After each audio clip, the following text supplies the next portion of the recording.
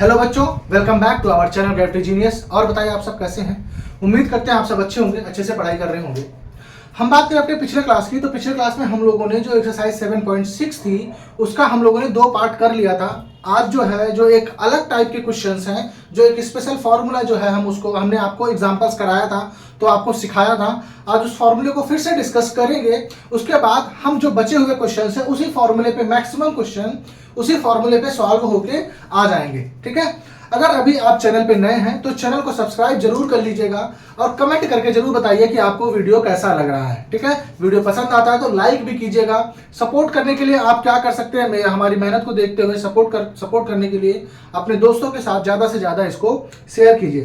चलिए बात करते हैं, जो हम कंसेप्ट की बात कर रहे थे, तो कंसेप्ट क्या है कि अगर आपके पास क्वेश्चन कुछ ऐसा है, कुछ इंटीग्रेशन ऑफ e की power x, integration of e की पावर x क्या है, fx plus f dash x क्या है, इंटीग्रेशन ऑफ e की पावर x एक बाहर, उसके बाद ब्रैकेट में क्या है आपके पास fx plus f dash x है। आप इसका मतलब क्या है, अगर आपके पास यहाँ पे कोई फंक्शन है, यहाँ पे कोई आपके पास फंक्शन है और उसका डिफरेंशिएशन मतलब वो जो उसका उस फंक्शन का जो डिफरेंशिएशन पार्ट है वो यहाँ पे अगर दे रखा है, तो इस केस में इसका इंटीग्रेशन आपको सॉल्व नहीं करना, आपको डायरेक्ट लिखना है e की power x fx plus c, जो आपका e की पावर x होगा, साथ में जो भी फंक्शन होगा, जो भी फंक्शन है, ठीक है ना, वो उसका मल्टीप्लिकेशन e की पावर x के साथ लिख के आप आंसर डायरेक्टली लिख सकते हैं। ठीक है ना। तो यही आपका जो कंसेप्ट है, यही आपका यूज होने वाला है। अभी जो हम क्वेश्चन 16 से 24 पढ़ेंगे, इसमें मैक्सिमम क्वेश्चन में यही कंसेप्ट यूज होगा। जैसे हम बात करें आपका क्वेश्चन नंबर 16 का, किसकी बात करें हम, क्वेश्चन नंबर 16 की बात करें, तो बहुत ही आसान। देखिए क्या कह रहा है कि find the integration of e की पावर x, क्या दे रखा है आपके पास, sin x plus cos x dx। अब आपको क्या करना है, आपको दिख रहा है कि ये e की पावर x इस तरीके का कुछ है, लेकिन आपको वेरीफाई करना पड़ेगा कि अगर ये fx है, अगर जो आपका फर्स्ट फंक्शन जो गिवन है ये अगर fx है, तो ये आपका f डैश x होना चाहिए। ये आपको वेरीफाई करके दिखाना पड़ेगा, ये आपको दिखाना पड़ेगा, तभी ये आंसर आपके लिए, तभी आप इसका आंसर डायरेक्टली लिख सकते हैं। तो आप fx अगर हम क्या लेते हैं, लेट fx क्या है, अगर आपके पास ये sin x है, fx क्या है आपके पास sin x है, तो अगर आप क्या निकालिए, f डैश x निकालिए। क्या निकालिए, f डैश x क्या हो जाएगा, cos x हो जाएगा कि नहीं हो जाएगा, क्या हो जाएगा f dash x cos x, जो कि आपको यहाँ पे दिख रहा है कि cos x यहाँ पे गिवन है। देयरफॉर आप क्या लिखेंगे, देयरफॉर मत लिखिए, बिकॉज, क्या लिखिए, बिकॉज इंटीग्रेशन ऑफ e की power x, integration of e की power x fx plus f dash x dx is equal to e की power x fx plus c। Therefore यहाँ पे आंसर कितना हो जाएगा आपका, यहाँ पे इंटीग्रेशन हो जाएगा, i इज इक्वल टू हो जाएगा e की power x sin x plus c। ये आपका फाइनल आंसर आ जाएगा। यहाँ पे बहुत ही आसान है। अगर आपने ये ढूंढ लिया कि ये फॉर्मूला आपका बन रहा है, मतलब ये एक पैटर्न आपका बन रहा है, या एक बोल सकते हैं एक पर्टिकुलर केस बन रहा है, तो उस केस में ये आपका आंसर, इस तरीके से आप डायरेक्ट आंसर इसका लिख सकते हैं। वो समझ में आ गया होगा। चलिए बात करते हैं नेक्स्ट क्वेश्चन में। अच्छा, जरूरी नहीं है आपको डायरेक्टली दिखेगा, ध्यान रखिएगा। अभी जैसे नेक्स्ट क्वेश्चन है, क्या कह रहा है, इंटीग्रेशन ऑफ x e की पावर x अपॉन में 1 plus x square, 1 plus x का होल स्क्वायर। अब यहाँ पे तो आपको उस तरीके का कुछ दिख नहीं रहा है, तो यहाँ पे आपको बनाना पड़ेगा। क्या करना पड़ेगा बेटा, बनाना पड़ेगा। कैसे, आप क्या कीजिए, यहाँ पे 1 ऐड कर दीजिए और 1 सब्ट्रैक्ट कर दीजिए। e की पावर x को बाहर लिख लेते हैं, कोई दिक्कत नहीं है। 1 प्लस एक्स का होल स्क्वायर dx। ठीक, 1 क्या कर लिया, ऐड कर लिया और 1 सब्ट्रैक्ट कर दिया, बाकी ये कर दिया। अब आप देखिएगा ना, यहाँ पे इसको लिख सकते हैं e की पावर x, ये इसके साथ कीजिए तो ये हो जाएगा 1 प्लस एक्स अपॉन में 1 प्लस एक्स का whole square minus 1 upon 1 plus x का होल स्क्वायर होल dx।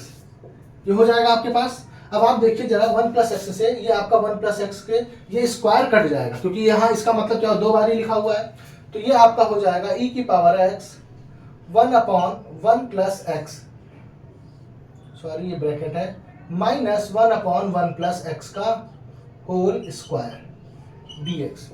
अब आप देखिए क्या ये उस टाइप का बन रहा है, तो हम ले लेते हैं लेट fx, अगर fx हम ले लेते हैं क्या 1 अपॉन 1 प्लस एक्स, तो f डैश x क्या हो जाएगा, ये बेसिकली इसको मैं डिफरेंशिएट करके आपको यहाँ दिखाता हूँ, इसको लिख सकते हैं 1 प्लस एक्स की पावर माइनस 1, क्या लिख सकते हैं 1 प्लस एक्स की पावर माइनस 1।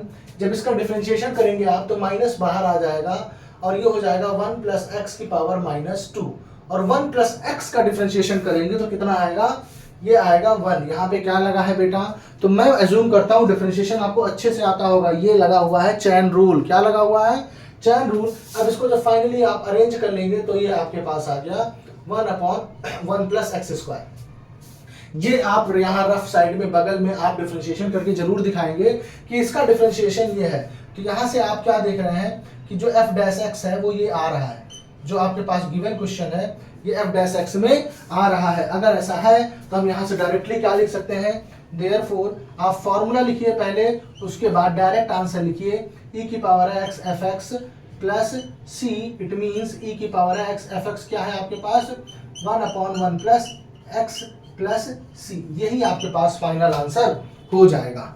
ठीक है ना, यहाँ पे आपको देखिए डायरेक्टली बन नहीं रहा था, यहाँ पे जो fx और f डैश x है ये डायरेक्टली आपका बन नहीं रहा था। क्या किया हम लोगों ने, बनाने की कोशिश की तो देखा कि वो बन गया। जो हमारे पास फॉर्मूला है, जो हमारे पास ये केस है पर्टिकुलर केस, ये पर्टिकुलर केस हमने जब इसको बनाने की कोशिश की तो पर्टिकुलर केस हमने बना लिया, तो ये हमारा डायरेक्टली आंसर आ गया। इसको डिफरेंशिएट सॉरी इंटीग्रेट नहीं करना पड़ा। ये ध्यान रखिए बेटा, ये बहुत ही इंपॉर्टेंट क्वेश्चन है, वेरी वेरी इंपॉर्टेंट क्वेश्चन है एग्जाम पॉइंट ऑफ व्यू से, कई बार बोर्ड में पूछा गया है ये क्वेश्चन। ठीक है, तो इसको जरूर ध्यान से इसको अच्छे से ये क्वेश्चन अच्छे समझ के कीजिएगा कि कैसे हमको ये जो पार्ट है ये बनाना है। ठीक है ना, तो यहाँ पे हमने क्या किया है फिर से एक बार डिस्कस कर लेते हैं। तो हमने 1 ऐड किया, क्यों किया बेटा, क्योंकि अगर आप 1 प्लस एक्स बना लोगे तो ये 1 प्लस एक्स नीचे आ रहा है तो कहीं ना कहीं से कुछ ना कुछ बनता हुआ दिखेगा। तो हमने 1 अगर ऐड किया तो बस सिंपल सी बात है, अगर हम कुछ भी ऐड करते हैं तो वो हमको सब्ट्रैक्ट भी करना पड़ेगा। तो हमने 1 सब्ट्रैक्ट कर दिया, ऐड किया सब्ट्रैक्ट किया, तो उसके बाद हमने दोनों को अलग अलग कर लिया तो हमारे पास ये बन गया। फिर हमने देखा कि हमारा अगर ये fx है तो ये f डैश x बन रहा है। होप समझ में आ गया होगा, इसको नोट डाउन कर लीजिए, इरेज कर देते हैं इधर।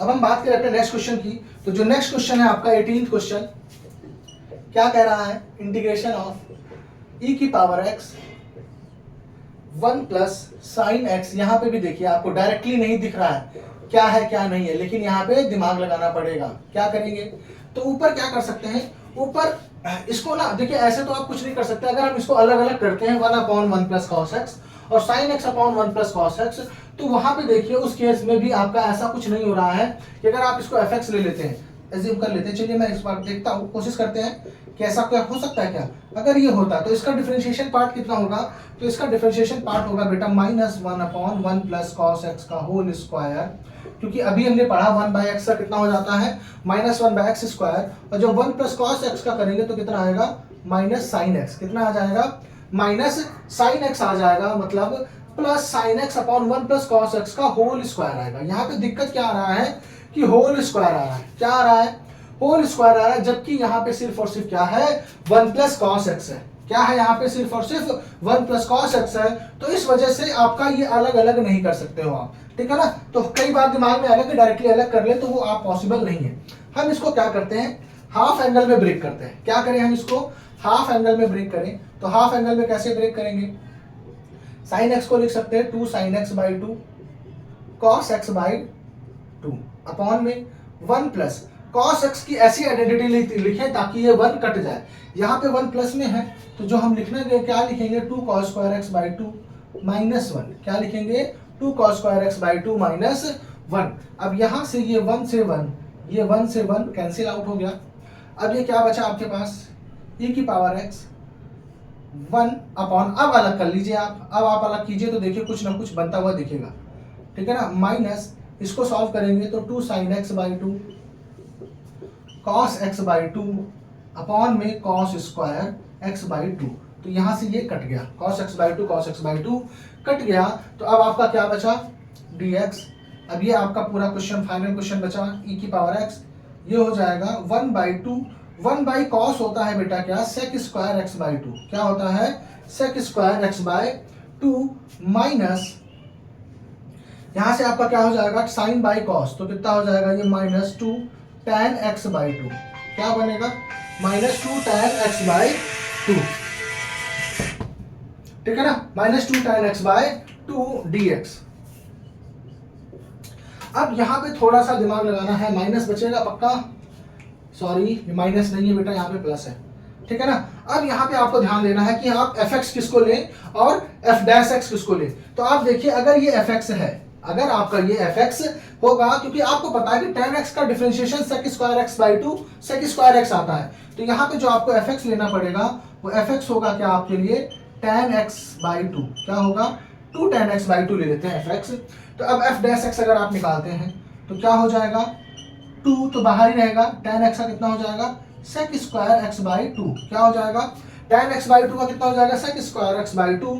और x बाई 2 का भी आपको करना पड़ेगा, तो कितना हो जाएगा, 1/2। कितना हो जाएगा, 1/2। अच्छा एक गलती है बेटा, यहाँ पे 2 है तो 2 से 2 कैंसिल हो जाएगा, तो यहाँ ये 2 नहीं रहेगा, तो ये सिर्फ tan x बाई 2 है। ठीक है ना, तो कितना आ गया, 1/2 sec स्क्वायर x बाई 2। तो आप देखिए यही दे रखा है कि नहीं दे रखा है आपको, आप देखिए तो यही आपके पास ये दे रखा है। तो यहाँ पे आपका ये फॉर्मूला बन रहा है, तो सीधे आप आंसर लिख सकते हैं e की power x fx plus c। तो ये आंसर हो जाएगा e की पावर x fx के प्लेस पे आपके पास कितना आया, tan x by 2 plus c। ये आपका फाइनल आंसर हो जाएगा। होप समझ में आ गया होगा। यहाँ पे भी बेटा ये भी क्वेश्चन बहुत ही इंपॉर्टेंट है, ये भी क्वेश्चन आपके लिए इंपॉर्टेंट है, इसको मार्क कर लीजिए, बिकॉज ऑफ यहाँ पे डायरेक्टली इसमें से एक क्वेश्चन मोस्ट प्रोबेबली 99% केसेस में एक क्वेश्चन आता है। बट क्वेश्चन कौन सा आता है जिसमें आपको fx और f डैश x बनाना पड़े, ना कि बना बनाया आपके पास पकी पकाई खिचड़ी आपको नहीं दिखेगी। क्या होगा, आपको ना खिचड़ी पकानी पड़ेगी। क्वेश्चन आपको समझना पड़ेगा खिचड़ी में क्या दाल डालना है, चावल डालना है, तो वो सारे मिक्सर जो आपके जो इंग्रेडिएंट्स है उनको डालने पड़ेंगे। उसी तरीके से यहाँ पे इसको ये समझ लीजिए कि इंग्रेडिएंट्स की तरह इसको आपको उस फॉर्म में लेके आना है ताकि हम इसका पका के इसको खा सके, मतलब इसका आंसर लिख सके। होप समझ में आ गया होगा, इसको नोट डाउन कर लीजिए।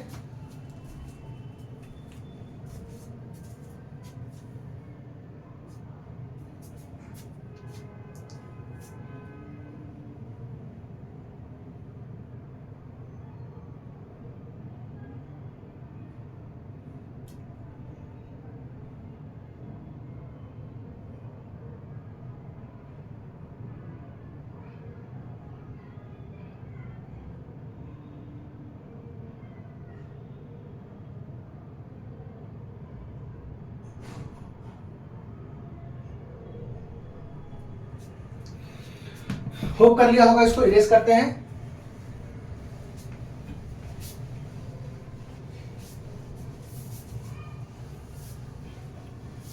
अब नेक्स्ट क्वेश्चन जो है वो आपके लिए पकी पकाई खिचड़ी की तरह है, सब कुछ बना के दे रखा है, आपको दिखेगा fx है f डैश x है, सीधे आपको आंसर लिखना है। मैं आपको बस समझा देता हूं पूरा आंसर। 19th क्वेश्चन देखिए आपके पास बहुत ही आसान है।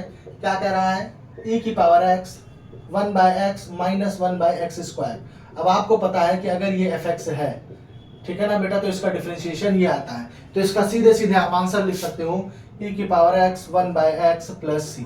ठीक है ना, बस आपको दिखाना पड़ेगा, जैसे मैंने क्या कहा, अगर ये fx है तो इसको डिफरेंशिएट करके दिखाइए कि -1/x स्क्वायर आपका आ रहा है। ठीक है ना, तो वो दिखा देने के उसको आप फॉर्मूला लिखिए, फिर आपके पास सीधे आंसर लिख सकते हैं। कर लीजिए इसको, अब इसको कर लिया होगा। चलिए रेस करते हैं। अब बात करते हैं नेक्स्ट क्वेश्चन। नेक्स्ट क्वेश्चन भी पकी पकाई खिचड़ी नहीं है आपके पास, क्या है, इसको भी आपको बनाना पड़ेगा। कैसे बनाएंगे, चलिए देखते हैं।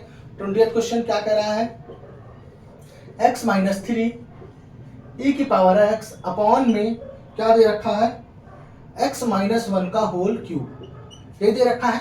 तो अगर x माइनस 1 दे रखा है नीचे, तो ऊपर आपको कुछ ना कुछ तरीके से करके x माइनस 1 बनाना है। तो यहाँ पे तो x माइनस 3, यहाँ पे तो ना आपको कुछ ऐड करना है ना सब्ट्रैक्ट करना है, सिंपल सा -3 को आप ब्रेक कर सकते हैं। -1 क्या -1 -2 अपॉन x -1 का होल क्यूब। आप इसमें ब्रेक कर सकते हैं आसानी से।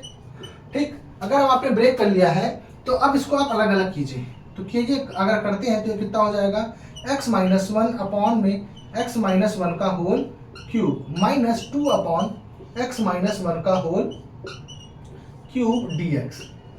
अलग अलग कर लिया। अब ये x -1 से 1 कट जाएगा तो यहाँ बचेगा कितना, 2। क्या बच जाएगा, आपका स्क्वायर यहाँ पे बच जाएगा।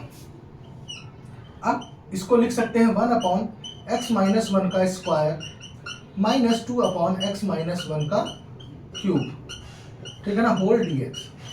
ठीक, आप समझ में आ गया होगा इतना। अब हम बात कर लेते हैं, चलिए देख लेते हैं किसको fx लेते हैं। अगर हम fx किसको ले लेते हैं, 1 अपॉन x -1 के होल स्क्वायर को fx ले लेते हैं, तो f डैश x निकालने के लिए क्या इसको लिख सकते हैं, क्या, x -1 की पावर -2। तो f डैश x क्या हो जाएगा बेटा फॉर्मूला, तो x की पावर n हो जाता है n x n -1। तो n x के प्लेस पे ये है n -1, ठीक है ना। तो इसको जब सॉल्व करेंगे तो -2 x -1 की पावर -3, इसको थोड़ा सा अरेंज करके लिख दीजिए तो क्या हो गया, ये हो जाएगा कि नहीं हो जाएगा। और यही देखिए आपके पास ये f डैश x है कि नहीं है। तो अगर आपके पास ये fx है, ठीक है ना, अगर ये fx है तो f डैश x कितना हो जाएगा, x -1 का होल स्क्वायर अगर आपके पास ये है तो f डैश x आपका कितना हो जाएगा, -2 अपॉन में x -1 का होल क्यूब। ये आपका f डैश x हो गया। Therefore I is equal to सीधे आपका क्या हो जाएगा, e की पावर x fx के प्लेस पे कितना है, 1 अपॉन x -1 का होल स्क्वायर प्लस c। ये आपका फाइनल आंसर हो जाएगा। होप समझ में आ गया होगा, इसको नोट डाउन कर लीजिए।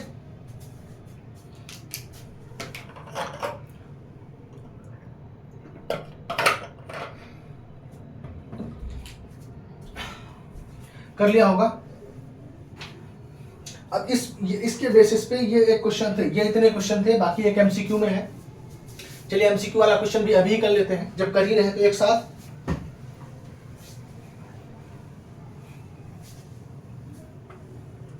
जो 24th क्वेश्चन है आपका, 24th क्वेश्चन क्या है, I इज इक्वल टू क्या है, sec x, पहले तो e की पावर x क्या है, e की पावर x sec x बाहर है 1 प्लस tan x, क्या है 1 प्लस tan x dx। ये आपके पास है, इसको मल्टीप्लाई कर देते हैं जरा sec x को, तो क्या हो जाएगा, ये e की पावर x ब्रैकेट में हो जाएगा sec x plus sec x into tan x। अब यहाँ पे आपको साफ साफ दिख रहा होगा कि बेटा अगर ये fx है तो ये f डैश x है, क्योंकि sec x का डिफरेंशिएशन कितना होता है, sec x into tan x होता है। तो इसका फाइनल आंसर कितना हो जाएगा, e की power x sec x plus c, ठीक है ना। तो ये इसका फाइनल आंसर हो जाएगा, जो कि ऑप्शन में आपका क्या है, ऑप्शन में बी पार्ट आपका आंसर है। होप समझ में आ गया होगा। इसको 24th क्वेश्चन नोट डाउन कर लीजिए। अब हम बात करते हैं जो नेक्स्ट क्वेश्चन है आपका 21st। ये थोड़ा सा आसान क्वेश्चन है, बट थोड़ा सा बड़ा, थोड़ा सा लंबा क्वेश्चन है, क्योंकि यहाँ पे 2 बारी आपको इंटीग्रेशन बाय पार्ट का फॉर्मूला लगेगा, क्योंकि यहाँ पे क्या है आपके पास, I is equal to exponential function है और ट्रिग्नोमेट्रिक फंक्शन है। कैसा फंक्शन है, एक्सपोनेंशियल फंक्शन है एंड ट्रिग्नोमेट्रिक फंक्शन है। तो I लेट के अकॉर्डिंग क्या करेंगे, इसको फर्स्ट फंक्शन देंगे, क्या देंगे, इसको फर्स्ट फंक्शन देंगे साइन को, और इसको देंगे सेकंड फंक्शन, क्या देंगे, इसको सेकंड फंक्शन। अब I इज इक्वल टू आप लिख के चलिएगा, फर्स्ट फंक्शन बाहर, सेकंड फंक्शन का इंटीग्रेशन माइनस फर्स्ट फंक्शन का डिफरेंशिएशन, सेकंड फंक्शन का इंटीग्रेशन, जो भी आंसर आएगा इस होल उसका होल इंटीग्रेशन। ठीक, ये पहले हमने लगा दिया इंटीग्रेशन बाय पार्ट। अब आपको पता है sin 2x का इंटीग्रेशन बेटा e की पावर 2x का इंटीग्रेशन कितना होता है, e की पावर x का तो e की पावर x ही होता है, बट क्योंकि ये x की जगह कितना है 2x है, तो जब भी इंटीग्रेशन करते हैं तो जो कोफिशिएंट होता है वेरिएबल के साथ वो डिवीजन में चला आता है। माइनस यहाँ पे लगाएंगे तो sin x का डिफरेंशिएशन cos x, इसका इंटीग्रेशन e की पावर 2x अपॉन में 2 dx। ठीक, होप समझ में आ गया होगा इतना। अब यहां से ये 1/2 बाहर कर लेते हैं, sin x इंटू ई की power 2x upon 2 minus 1/2 cos x e की पावर 2x dx। ठीक, ये आपका अब ये हो जाएगा फर्स्ट फंक्शन, ये फिर से हो जाएगा सेकंड फंक्शन। यहाँ पे हमको क्या करना पड़ेगा बेटा, फिर से एक बार क्या लगाना पड़ेगा आपको, इंटीग्रेशन बाय पार्ट यहाँ पे फिर से आपको लगाना है। कैसे लगाएंगे, तो क्या होगा, ब्रैकेट लगा लेते हैं सबसे पहले। तो फर्स्ट फंक्शन बाहर, क्या फर्स्ट फंक्शन बाहर, integration of second function minus second function minus differentiation of first function integration of second function, जो पूरा आंसर आएगा इस पूरे का इंटीग्रेशन, ये ब्रैकेट बंद। होप समझ में आ गया होगा। यहाँ पे फिर से क्या किया, कुछ नहीं किया है, जो फॉर्मूला ऊपर लगाया था वही फॉर्मूला फिर से लगाया है। अब इसको थोड़ा सा अरेंज करके लिख लेते हैं, साइन एक्स अपॉन में 2 माइनस 1/2 ई की पावर, ये कॉस एक्स है, ई की पावर 2x का इंटीग्रेशन अभी पढ़ा है, किया हमने, कितना हो जाएगा 2। यहाँ पे जब इसको सॉल्व करेंगे तो कॉस एक्स का डिफरेंशिएशन आएगा बेटा माइनस साइन एक्स, कितना आएगा, और इसका इंटीग्रेशन कितना आएगा, ई की पावर 2x अपॉन 2 का होल इंटीग्रेशन। होप समझ में आ गया होगा इतना। अब हम इसको बात करें तो ये हो जाएगा ई की power 2x sine x upon 2 minus, अब इसको मल्टीप्लाई कर देते हैं, ये मल्टीप्लाई करेंगे तो ये हो जाएगा माइनस 1/4 ई की पावर 2x कॉस एक्स। अब ये माइनस, यहाँ देखिए ये माइनस माइनस प्लस, ये माइनस मल्टीप्लाई होगा तो माइनस, और ये 2, और यहाँ से जब 2 बाहर आएगा तो ये हो जाएगा 1/4 इंटीग्रेशन ऑफ साइन एक्स ई की पावर 2x dx। सॉरी, अब ब्रैकेट की जरूरत नहीं है। अब यहाँ पे देखिए आप जरा, अब यहाँ पे देखिए ये जो टर्म है बेटा, ये आपका क्या है, आई है, जो आपने ऊपर एज्यूम किया था वही टर्म यहाँ पे आ गया। तो आप इसको लिख सकते हैं, थोड़ा सा मैं इधर लिख देता हूं। अब ये i इज इक्वल टू क्या हो गया, e की पावर 2x, यहां से e की पावर 2x अगर हम कॉमन ले लेते हैं तो कितना हो जाएगा, e की पावर 2x ब्रैकेट में sine x upon 2 minus cos x upon में 4, और ये हो जाएगा माइनस 1/4i प्लस c लिख लेते हैं, क्या लिख लेते हैं, प्लस c। अब ये इधर चला आएगा तो i plus 1/4i is equal to ई की power 2x sine x upon 2 minus cos x upon में 4 प्लस c, ये हो जाएगा 5i अपॉन में 4 इज इक्वल टू ई की power 2x sine x upon 2 minus cos x upon में 4 plus c। अब ये 4 इधर मल्टीप्लिकेशन में और 5 इधर डिवीजन में, तो i इज इक्वल टू हो जाएगा ई की power 2x 4/5 sine x minus cos x, ये अपॉन में 4, ये अपॉन में 2 प्लस c। अब एक काम कीजिए, यहाँ पे c अगर मान लीजिए c के साथ 4/5 का मल्टीप्लिकेशन करते भी हैं तो कोई फर्क नहीं पड़ता है। वैसे आप ना यहाँ पे c मत लगाइए, c अब यहाँ पे डायरेक्टली लगाइए। अब यहाँ से ये आपका इंटीग्रेशन आ गया तो आप डायरेक्टली लास्ट में कांस्टेंट ऑफ इंटीग्रेशन लगाइए। अब यहाँ पे क्या करते हैं, 4 से मल्टीप्लाई कर दे बेटा तो ये बचेगा e की पावर 2x अपॉन 5, 4 से मल्टीप्लाई करेंगे तो ये बचेगा 2 साइन x, और ये minus cos x plus c, ये आपका फाइनल आंसर आ जाएगा i is equal to. Hope समझ में आ गया होगा। एक बार आंसर चेक कर लीजिए, मैं भी चेक कर लेता हूं।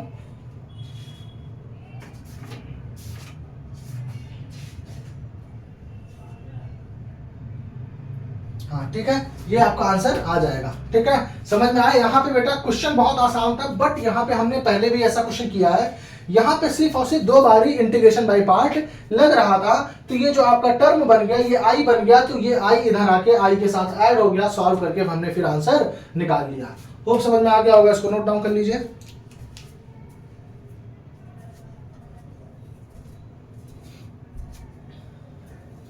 कर लिया होगा। अब हम बात करते हैं अपने नेक्स्ट क्वेश्चन की, question number 22।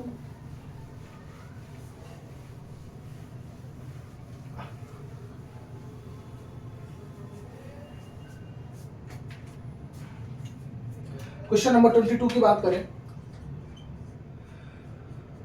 i is equal to sine inverse 2x upon में 1 प्लस एक्स स्क्वायर। ठीक है, ये आपका है इंटीग्रेशन।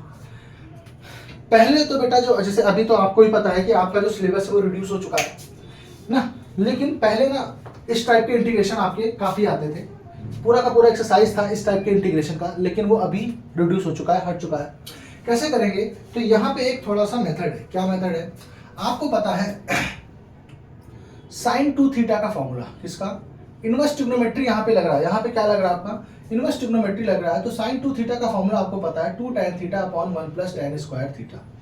क्या होता है, 2 tan theta upon 1 plus tan square theta.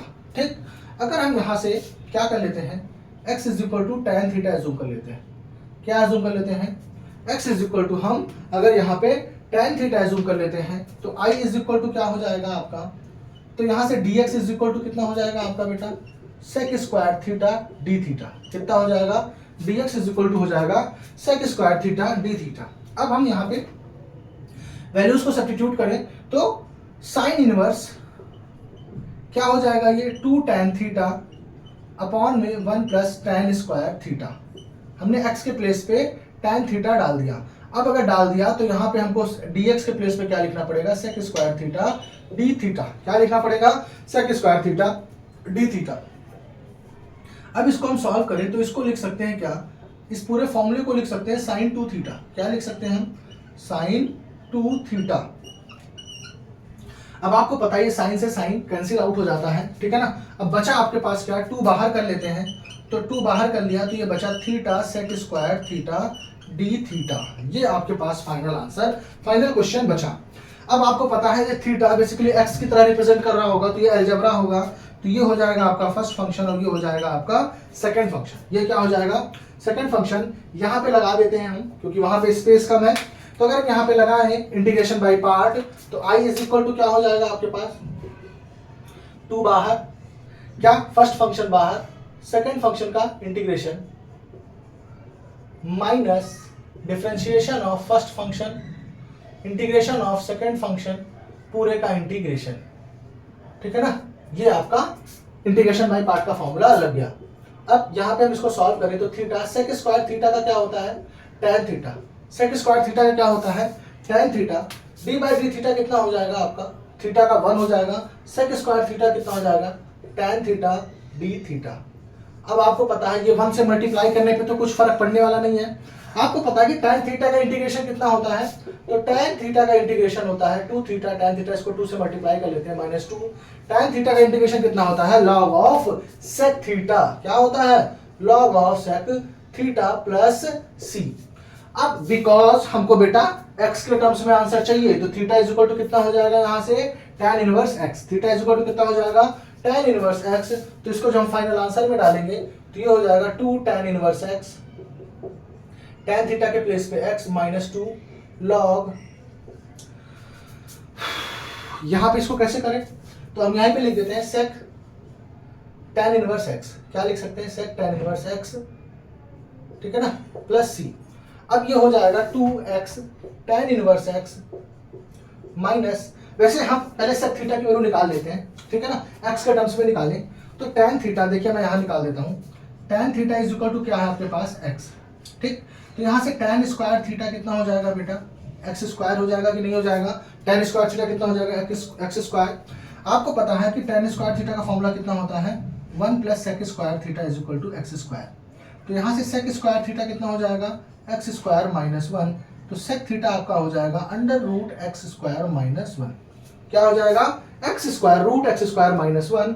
तो यहाँ पे आप सेक थीटा के प्लेस पे डायरेक्टली पूरा लिखिए, क्या, अंडर रूट में एक्स स्क्वायर -1 प्लस सी। तो यही आपका फाइनल आंसर होगा। अगर आप x के टर्म्स में आंसर नहीं लिख के आते हैं तो आपके कम से कम 1 मार्क्स तो डिडक्ट होंगे ही होंगे, 1 से 2 मार्क्स डिडक्ट होंगे। वैसे ये भी बहुत इंपॉर्टेंट क्वेश्चन है, ये भी कई बार एग्जाम में पूछा गया है, ठीक है ना। तो क्योंकि इसका रीजन एग्जाम में पूछे जाने का, आप खुद देख लीजिए कि आपको पहले बात तो ये फॉर्मूला पता होना चाहिए। ये फॉर्मूला अगर आपके पास पता भी चल गया तो फिर आपको देख रहे हो क्या कि यहाँ पे फिर से इंटीग्रेशन बाय पार्ट लग रहा है। फिर इंटीग्रेशन बाय पार्ट आपने लगा के आंसर भी निकाल दिया, तो भी आपको थीटा की वैल्यू एक्स के टर्म्स में डालनी ही डालनी है। तो यहाँ पे स्टेप्स ज्यादा है, तो इसीलिए जब भी क्वेश्चन आएगा ये 3 मार्क्स या नॉर्मल 3 मार्क्स का ही आएगा, 3 मार्क्स का ये क्वेश्चन आपका आएगा। तो होप समझ में आ गया होगा, इसको नोट डाउन कर लीजिए। अब इसके बाद जो आपका क्वेश्चन बचता है 23rd क्वेश्चन बचता है, वो आप लोग होमवर्क कीजिएगा। कौन सा क्वेश्चन बचता है, 23rd। इंटीग्रेशन बाय पार्ट लगना है, इंटीग्रेशन बाय पार्ट भी नहीं लगना है, यहाँ पे क्या लगना है आपका, सब्स्टिट्यूशन मेथड लगना है। एक्स क्यूब को आप टी ले लेंगे तो 3x स्क्वायर dx आ जाएगा। चलिए कर ही देते हैं। 23rd question, integration of x square e की पावर x क्यूब dx है। अब आप खुद देखिए, अगर एक्स क्यूब को आप टी ले लेते हैं तो एक्स स्क्वायर आ जाएगा कि नहीं आ जाएगा। तो एक्स क्यूब को आप क्या ले लेते हैं, टी, तो हो जाएगा 3x² d x is equal to d t. तो डी एक्स और एक्स स्क्वायर के प्लेस पे हम क्या लिख सकते हैं, डी टी। तो यहाँ से कितना हो जाएगा ये ई की power T into 1/3 D T. अब ई की पावर टी का तो कितना होता है, ई की पावर टी हो जाएगा, तो ये 1/3 ई की पावर टी प्लस सी। अब ई की पावर टी के प्लेस पे कितना आपने एज्यूम किया है, एक्स क्यूब, तो ई की पावर एक्स क्यूब प्लस सी, ये आपका फाइनल आंसर हो जाएगा, जो कि इसमें ऑप्शन दे रखा है पहला पार्ट। जो फर्स्ट पार्ट है आपका ए, वो ऑप्शन सही है। होप समझ में आ गया होगा। ये आपका खत्म होता है एक्सरसाइज। इसमें 2 क्वेश्चंस आपके बचे हुए हैं, वो मैं जरूर कराऊंगा, मुझे याद है।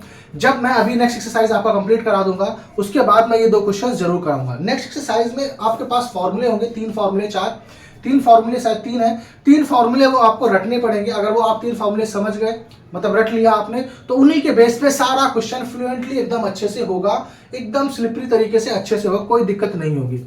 अगर वीडियो आपको पसंद आई हो तो जरूर वीडियो को ज़्यादा से ज़्यादा अपने दोस्तों के साथ शेयर कीजिए, लाइक कीजिए और कमेंट करके जरूर बताइए आप लोगों को वीडियो कैसी लग रही है। कहीं भी अगर आपको कोई डाउट है तो आप लोग कमेंट करके टेलीग्राम चैनल ज्वाइन कर लीजिए, वहाँ पे आप लोग कमेंट करके आप हमको बता सकते हैं कि अगर कोई भी आपको प्रॉब्लम हो। अच्छे से पढ़ाई करते रहिए, एंजॉय करते रहिए। Thank you.